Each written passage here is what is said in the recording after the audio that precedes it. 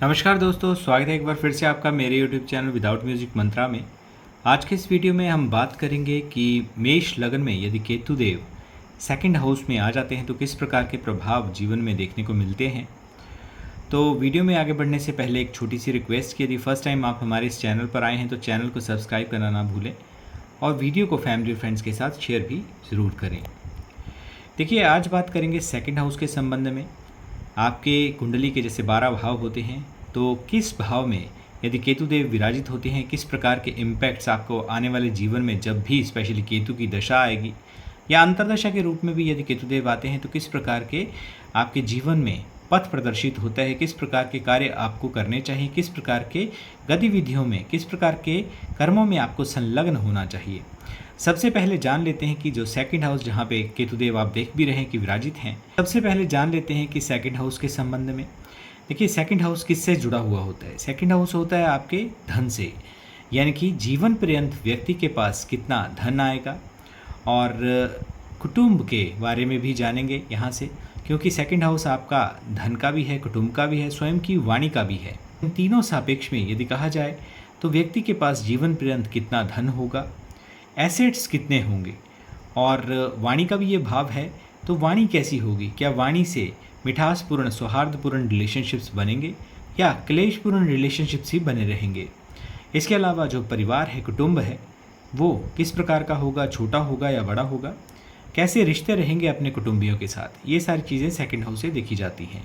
Blind follower भी केतु को माना जाता है।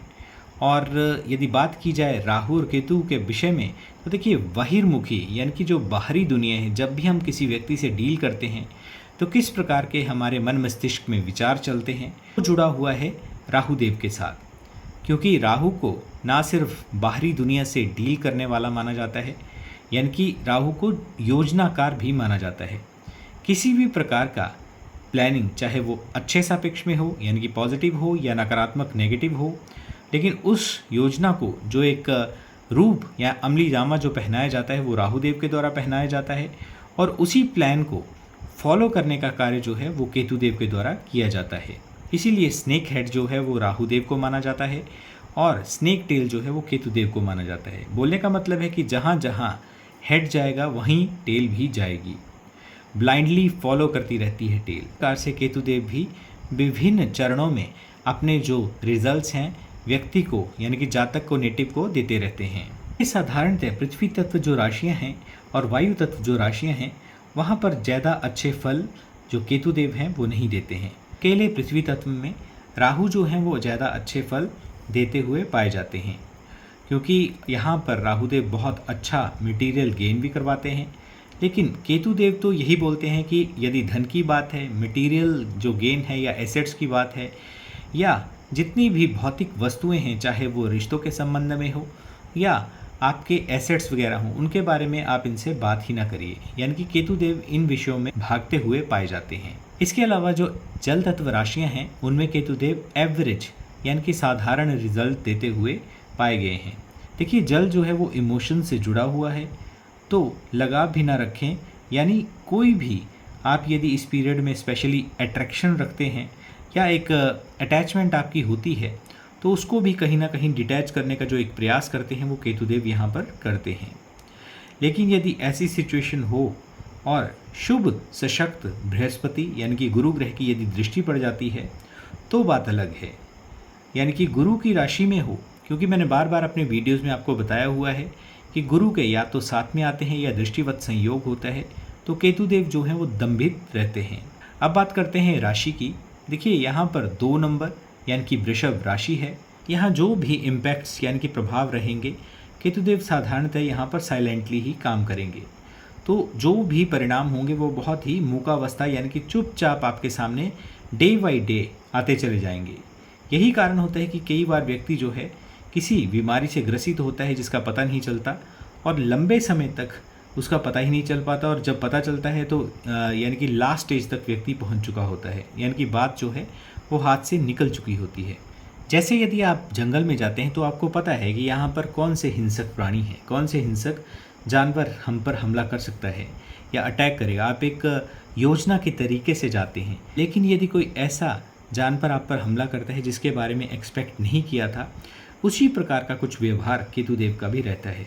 अब बात करें यदि केतुदेव के सेकंड हाउस में होने की, तो देखिए गले से संबंधित बीमारियां निश्चित तौर पर यहाँ पर देंगे।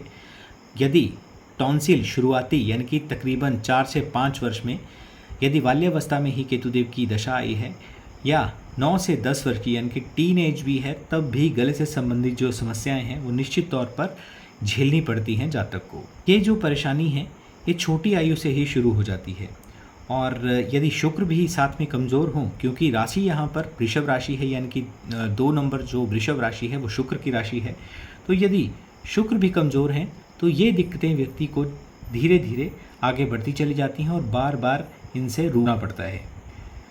यदि शुक्र पर प्रभाव आया तो संबंधित विषय, चाहे वो प्रेम हो या कुटुंबियों के मध्य में, जैसे संबंधियों के साथ, यानी कि अपने संबंधों में भी केतुदेव यहाँ पर अंतर्मुखी ही बनाएंगे। तो अगर सेकंड हाउस आपका प्रभावित हुआ तो यदि सीधा सीधा कहा जाए तो देखिए वाणी से संबंधित दोष भी उत्पन्न होगा और कुटुंब के लोगों से कहीं ना कहीं एक वैमनस्य यानी कि शत्रुता जैसी स्थिति भी रहेगी।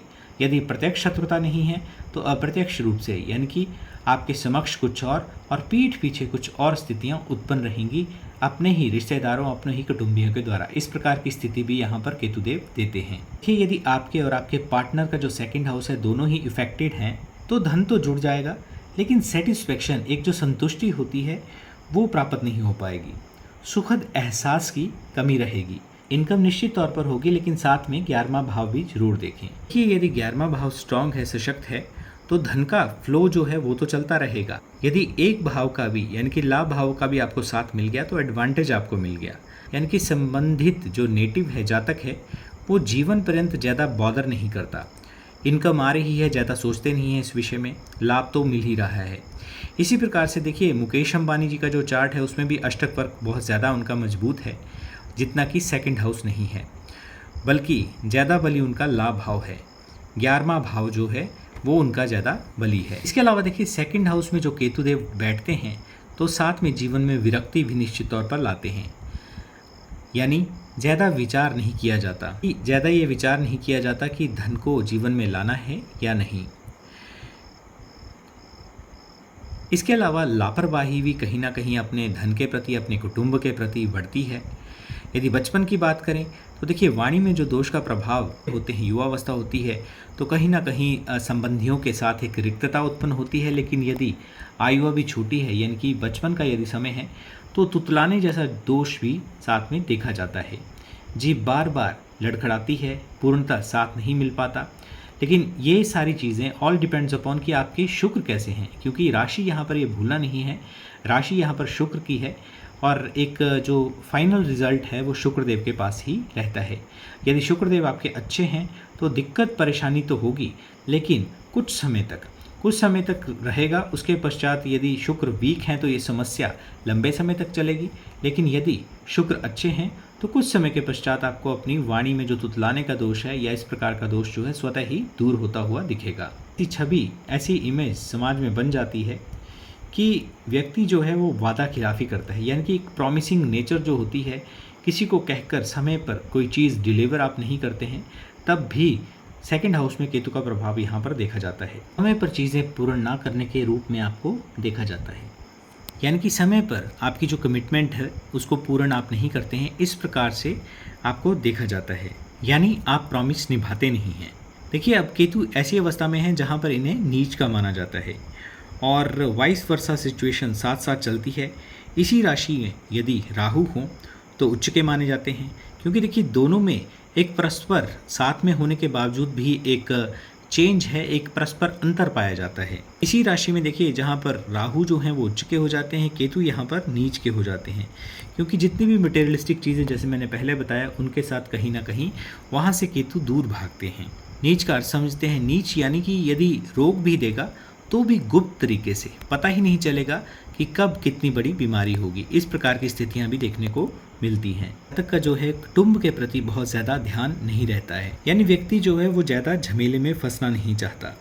लेकिन यदि शुक्र आपके अच्छे हैं, बार बार शुक्र का ही नाम आ रहा है, क्योंकि देखिए शुक्र यदि आप अच्छे हैं तो कुटुंबी चाहे कैसी भी स्थिति हो, चाहे आपको वाणी दोष है, लेकिन फिर भी कुटुंबी जो हैं वो साथ नहीं छोड़ते हैं। अब दृष्टियों की बात करते हैं। देखिए यहाँ से आप काउंट करेंगे, यानी कि केतु जहाँ पर विराजित हैं वहाँ से आपको काउंट करना है। और पंचम जो एस्पेक्ट है, पंचम दृष्टि है, वो आपके छठे भाव पर है।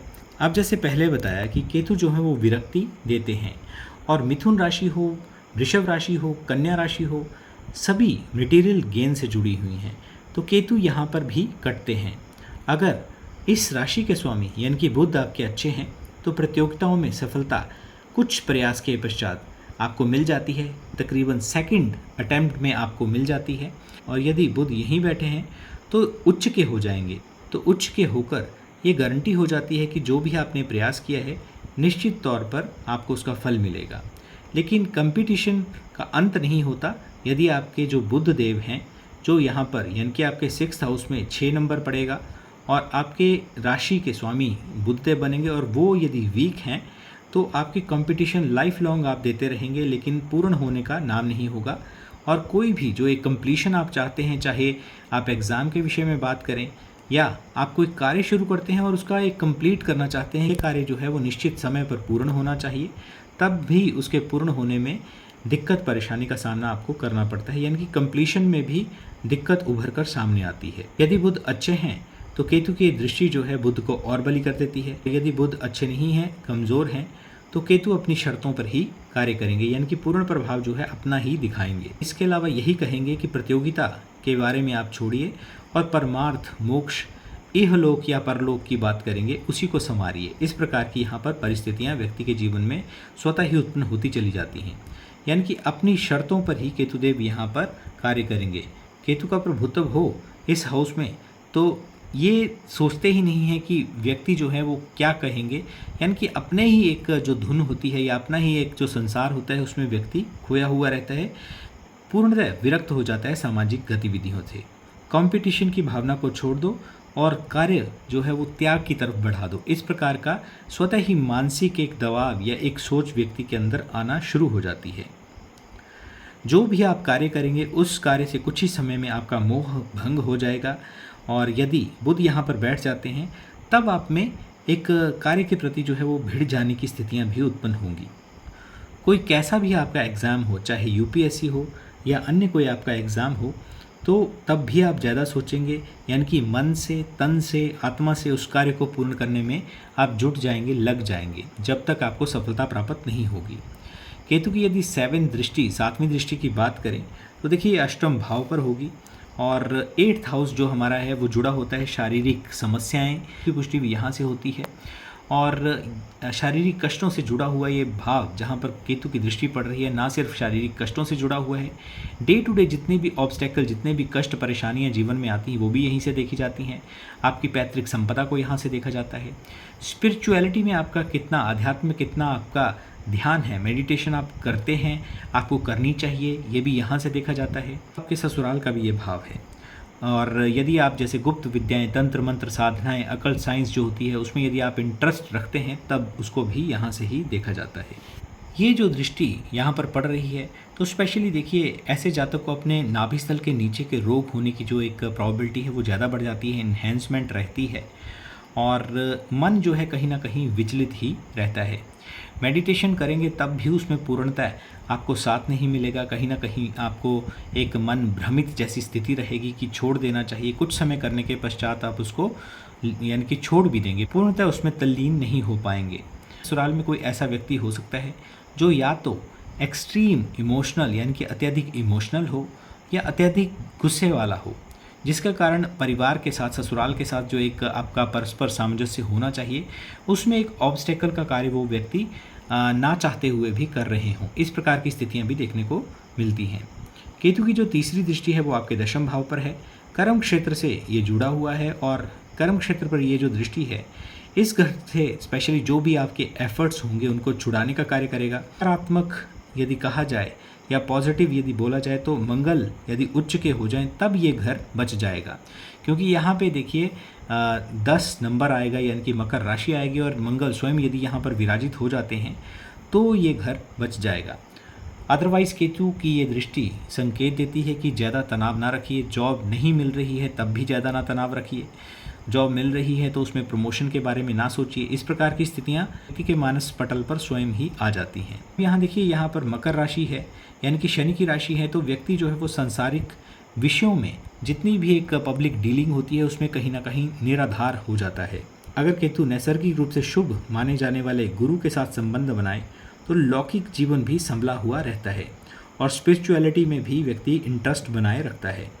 और अगर ये अपने से अलग यानी कि जो राशि प्रिय ना हो उसके साथ यदि संबंध बन रहा हो तो सांसारिक रूप से कई प्रकार के कष्ट या नुकसान, चाहे वो रिश्तों के रूप में हो या धन के सापेक्ष में हो, वो उठाने ही पड़ते हैं। दुविधा के साथ स्वतः ही समायोजित कर लेता है व्यक्ति। इस दृष्टि के प्रभाव से देखिए, क्या करना है, काम करना है या जॉब करनी है, प्रमोशन लेकर भी क्या करना है, इस प्रकार के विचार व्यक्ति के आंतरिक मन में निरंतर चलते रहते हैं। सेकंड हाउस में देखिए, यदि केतु हैं तो पारिवारिक सुख, क्योंकि कुटुंब का जैसे मैंने पहले बताया ये भाव है, तो पारिवारिक सुख में किसी न किसी कारण से कमी जरूर करते हैं।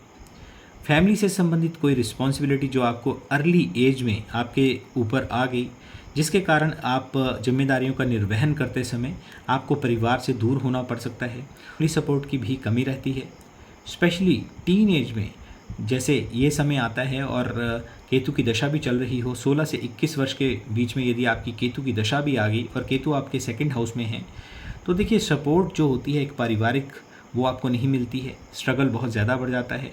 पैसा आप बहुत कमाएंगे, ये नहीं है कि सेकंड हाउस में केतु है तो आपके पास धन नहीं आएगा या उसमें रिक्तता हो जाएगी, लेकिन पैसा कमाने के बावजूद उसे इकट्ठा करने में बहुत ज़्यादा दिक्कत होती है। एसेट्स जितने भी होते हैं उनको एक मेंटेन करके रखना या धन को लेकर एक अपने मन में सेटिस्फेक्शन की जो भावना होती है उसमें निरंतर कमी आती रहती है। मंगल यदि आपके अच्छे हैं, जैसे मैंने पहले बताया, तो आप लैंड भी परचेज़ कर सकते हैं। यदि आप ये उच्च के मंगल हैं तो लैंड परचेज़ करना आपके लिए फेवरेबल है। लेकिन खालीपन जो ना बताई जा सके और ना कोई समझे वो रहेगी ही। देखिए, शुक्र की यहाँ पर राशि है तो लग्जरी लेने में एक दिक्कत स्पेशली बनी हुई रहती है, या यूँ कहें कि डिले के साथ आपको मिलता है। देखिए, केतु देव के जो मेच्योर होने का एक पीरियड है, हर ग्रह का एक मेच्योरिटी का पीरियड होता है, उसके पश्चात उनका एक कष्ट का देने का जो समय होता है वो पूर्णतः निकल जाता है। क्योंकि मैंने जैसे पहले भी बताया हुआ है कि हर ग्रह आपको जीवन में कुछ ना कुछ पढ़ाने, कुछ ना कुछ सिखाने के लिए आता है। कोई भी ग्रह जो है वो अच्छा या बुरा नहीं होता, वो तो आपके कर्मों के आधार पर और कुछ ना कुछ आपको जो भी आपका जीवन काल जैसे निकल रहा है इस धरा पर, तो उसके अकॉर्डिंग आपको कैसे, चाहे रिश्तों के सापेक्ष में हो, धन के सापेक्ष में हो, आपकी जो सोशल रिस्पॉन्सिबिलिटीज़ है, यानी कि हर सापेक्ष में आपको कुछ ना कुछ सिखाने ही आता है। तो जब 42 से 48 वर्ष के मध्य में आपको लग्जरी की प्राप्ति हो जाती है, तब आपको स्टेबिलिटी भी साथ के साथ मिलना शुरू हो जाती है।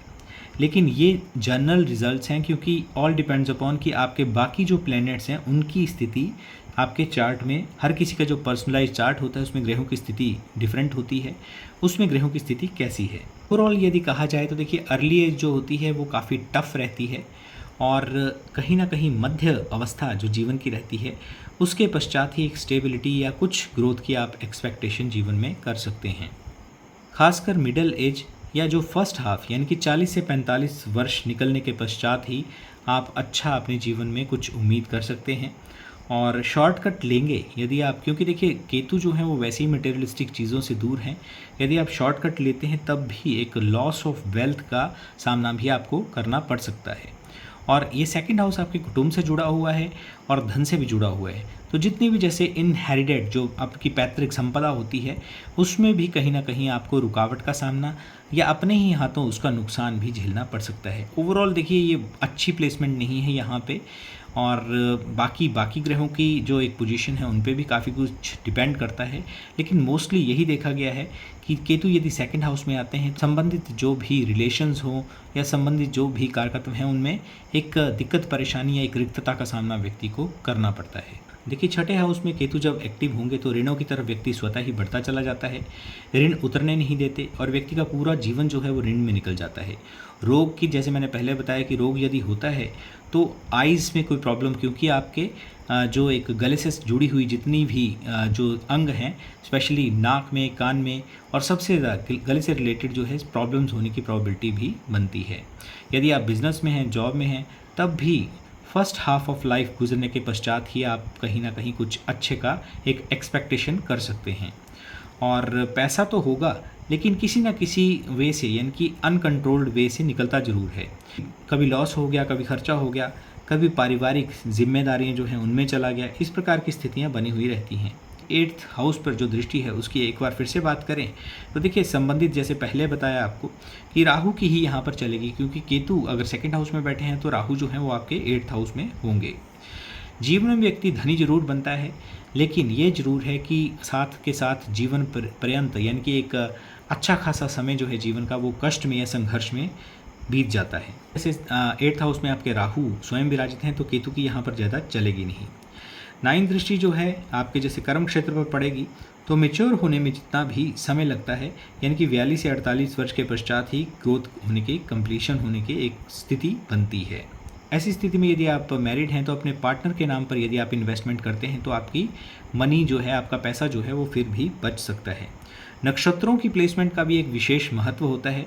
तो देखिए 0 से लेकर अगर 10 डिग्री तक यानी कि सूर्य के नक्षत्र कृतिका नक्षत्र में यदि आपके केतुदेव हैं तो प्रेम संबंधों पर विपरीत प्रभाव मिलता है, और जो भी प्रेम संबंध होते हैं बहुत लंबे समय तक नहीं चलते हैं बल्कि शॉर्ट टाइम्ड होते हैं, पूर्ण रूप से मैच्योर नहीं हो पाते, और कहीं ना कहीं अपनी जो सेल्फ इस्टीम है या रिस्पेक्ट है उसकी भी कमी होती है।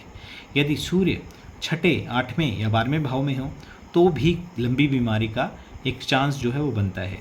वहीं यदि मन के कारक यानी कि चंद्रमा के नक्षत्र रोहिणी में केतुदेव हों तो देखिए भ्रम की स्थितियाँ, मन में अवसाद यानी कि डिप्रेशन जैसी स्थितियाँ बनती हैं, और वहीं खुशी की एक जो ललक होती है व्यक्ति में, खुशी जो व्यक्ति चाहता है उसकी कहीं ना कहीं कमी जीवन पर्यंत महसूस होती है। सर्दी खांसी की प्रोबेबिलिटी बहुत ज़्यादा बनती है, स्पेशली छाती से जुड़े हुए रोग, निमोनिया हो गया या लंग से जुड़े हुए जो समस्याएं हैं वो भी उभर कर सामने आती हैं। यदि आपके चंद्र जो है वो स्ट्रांग होकर यानी कि 4th हाउस में और अच्छी स्थिति में सशक्त होकर आपके जो चार्ट है, पर्सनलाइज चार्ट, उसमें अच्छी स्थिति में चंद्र विराजित हैं तो मन का जो एक भटकाव है वो नहीं होता है, यानी कि मन को स्टेबिलिटी भी मिलती है, यानी कि आपके लिए जितने भी नेगेटिव इम्पैक्ट्स हैं वो पॉजिटिव में परिवर्तित हो जाते हैं। नक्षत्र जो जिसमें केतु विराजित होते हैं, यदि देखिए मंगल के नक्षत्र में आपके केतुदेव हैं तो मृगशिरा नक्षत्र आपका होगा। केतु की युति नहीं होनी चाहिए। यदि ऐसी स्थिति नहीं है तो आपको जो लैंड का, क्योंकि भूमि पुत्र है मंगलदेव, तो आपको ज़मीन से जुड़े हुए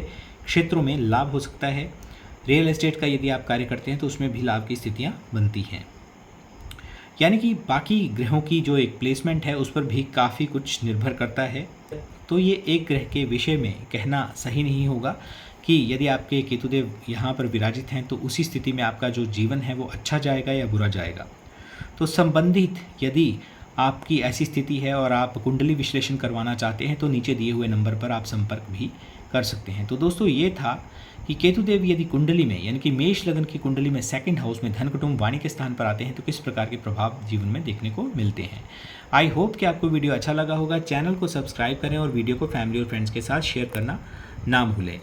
जीवन में अच्छे कार्य करते रहें और निरंतर प्रगति के पथ पर भगवान के आशीर्वाद से बढ़ते रहें। आज के वीडियो में बस इतना ही। वीडियो देखने के लिए एक बार फिर से आपका बहुत बहुत आभार, बहुत बहुत धन्यवाद।